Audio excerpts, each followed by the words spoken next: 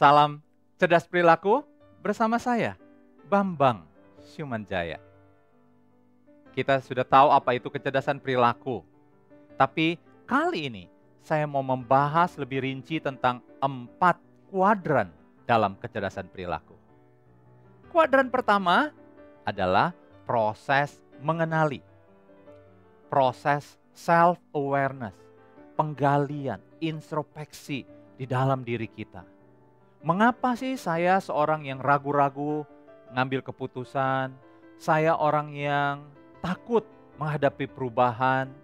Kita mesti kenali dari aspek tipe perilaku kita, dari aspek gaya komunikasi kita, dari aspek kecerdasan umum kita, dari aspek-aspek kehidupan yang lain termasuk kemampuan profesional kita. Jadi kita merenungi siapa kita supaya kita bisa memperbaiki diri. Ini adalah proses yang 3M yang saya sudah pernah bahas juga. Proses M pertama yaitu mengenali.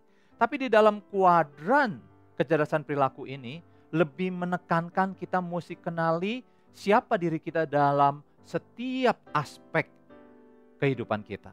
Karena semakin kita mengenali, kita semakin tahu bagaimana memperbaikinya. Nah, setelah kita tahu apa yang menjadi kekuatan kita, apa yang menjadi keterbatasan kita, kuadran kedua dalam kecerdasan perilaku adalah mengukur bagaimana kita mengelola keterbatasan-keterbatasan kita tersebut. Yang disebut self-management atau pengelolaan diri.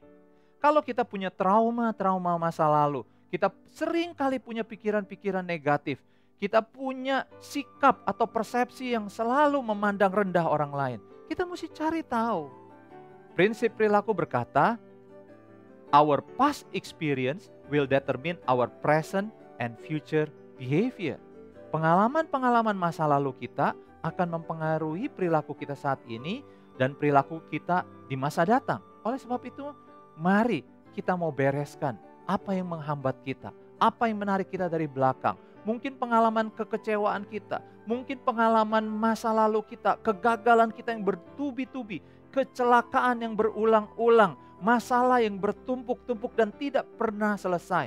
Itu mungkin mengakibatkan di dalam diri kita ada luka, di dalam psikologis kita ada kekecewaan, ada kemarahan, ada hal-hal yang membuat kita jadi takut dan tidak berani untuk menghadapi masa depan.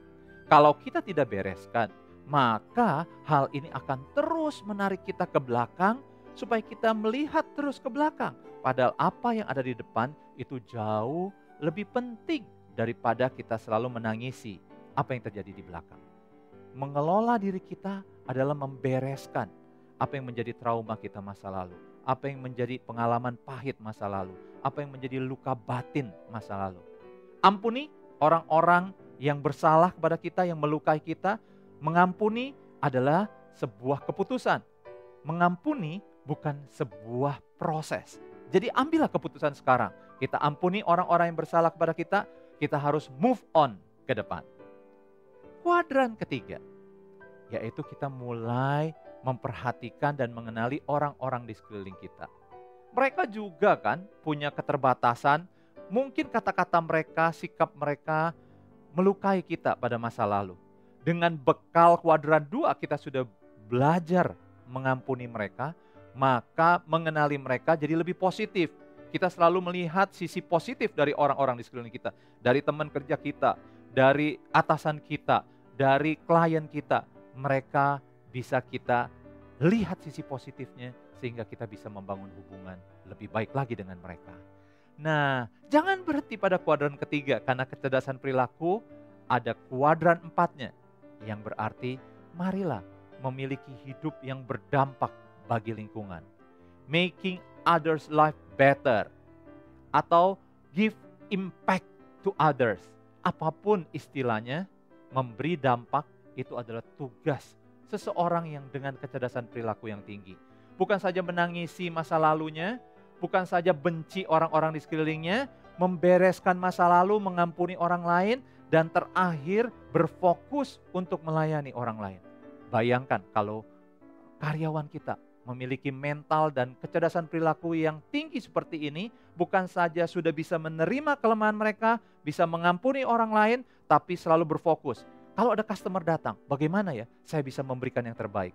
Kalau ada customer yang kecewa, bagaimana ya saya menyelesaikan masalah-masalah mereka sehingga mereka bukan saja membeli produk kita, tapi mereka mendapatkan solusi yang terbaik dari kita. Apa itu 4 kecerdasan perilaku? Kuadran pertama adalah mengenali diri atau self-awareness. Kuadran kedua yaitu self-management, pengelolaan diri kita. Kuadran ketiga, people awareness atau social awareness, kita mulai mengenali orang lain. Yang keempat, yaitu kita mau mempengaruhi, memberi dampak bagi orang lain. Kalau 4 kuadran itu kita sudah lalui, kehidupan kita berubah dan menjadi berhasil yang sesungguhnya. Bersama saya, Bambang Syumanjaya.